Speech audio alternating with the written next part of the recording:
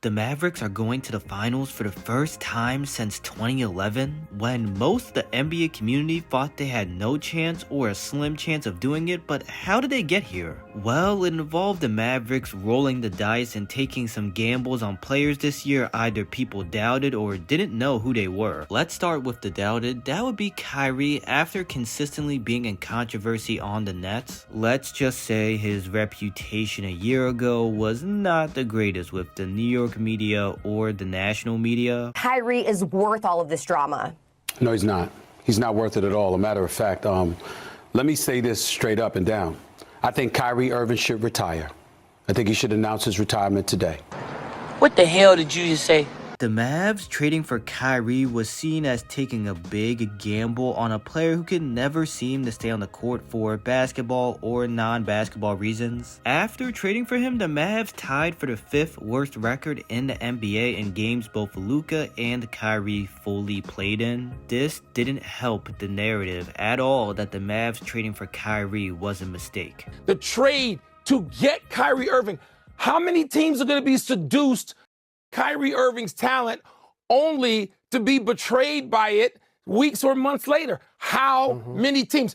Leverage, maybe he does have the leverage. I wouldn't keep Kyrie Irving if I'm Dallas. But after the Mavs tanked the last 2 games of the season, little did they know they would get the player they exactly needed. In the draft, they traded the 10th pick in Davis Bertans to the Thunder for the 12th pick, which they used to draft center Derek Lively. Despite his pedestrian college stats, Lively was a good lob threat and rim protector, the kind of center everyone agreed the Mavericks needed. In free agency, the Mavs brought in Seth Curry, Grant Williams, Dante Exum, Derrick Jones Jr., but only 2 of them would stay past the trade deadline. Coming into the season, the Mavericks were seen as a team that would either barely make the playoffs, be a play-in team, or miss both entirely. In the first 52 games, they had the 8th best record in the West, seemingly destined to be a play-in team. Then, the trade deadline happened.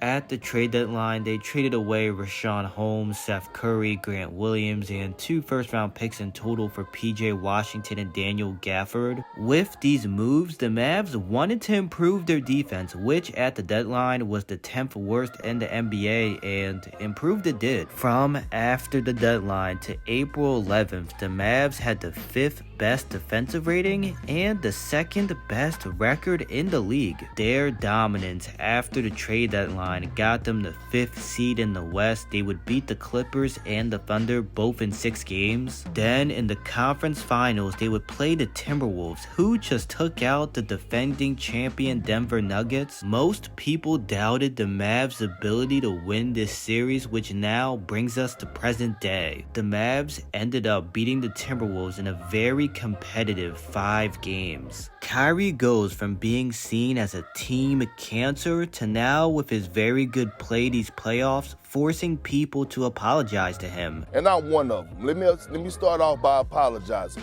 because I had a lot of disrespectful things to say about Kyrie. I thought Kyrie didn't give a damn about the game of basketball, but a different situation, a different coach, a team that's going to embrace him, a team that's going to actually be on his side, we're seeing the best version of Kyrie Irving right now. Derek Lively, despite coming off the bench since Gafford joined the team, showed in the playoffs he's clearly the Mavs' 3rd most important player. With how good he is as a lob threat, making the right decision in the short roll, and how good he is protecting the rim and rebounding, Derrick Jones Jr. went from having to sign a vet minimum this past offseason to being a starter and a key piece on a finals team. With his good point of attack defense, being a good lob threat, and going from shooting average from deep in the regular season to shooting very good in the playoffs, PJ Washington went from being unknown on the Hornets, now for the Mavs being a key part, going from shooting below average from deep in the regular season to shooting above average in the playoffs and providing good point of attack defense and being a good rebounder for a wing. Daniel Gafford went from being unknown on the Wizards to being a big part of the Mavs' success. Being good, protecting the rim, and catching lobs, plus with how good he is as a rebounder, the Mavs have a center duo with Lively and him that can do almost everything the other can at a high level. Shout out to Mavs GM Nico Harrison, because he cooked with his moves this past year. Now the Mavs are 4 wins away from completing one of the best one-year turnarounds ever. I appreciate you watching this video. Make sure to like the video and subscribe. Let me know in the comments your thoughts about the Mavs. See y'all in the next one.